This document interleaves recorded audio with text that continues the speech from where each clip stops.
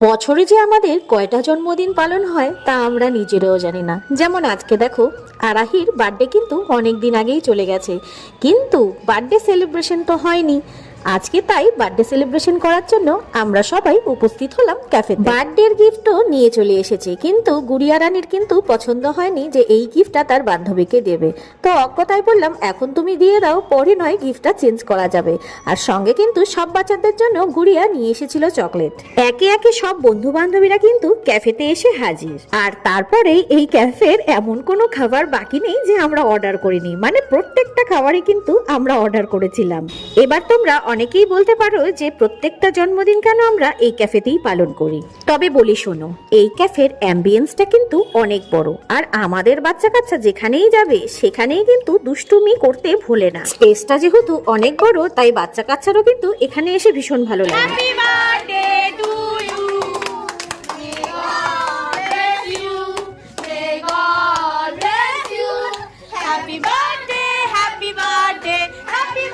আর এখানের খাবার প্রাইসও কিন্তু একদম রিজনেবল। আর অন্য ক্যাফেতে যেতে তো আমাদের ভয় লাগে, আমাদের বাচ্চা কাচ্চা যা দুরন্ত, অন্য ক্যাফেতে গেলে আবার বের করে না দেয়।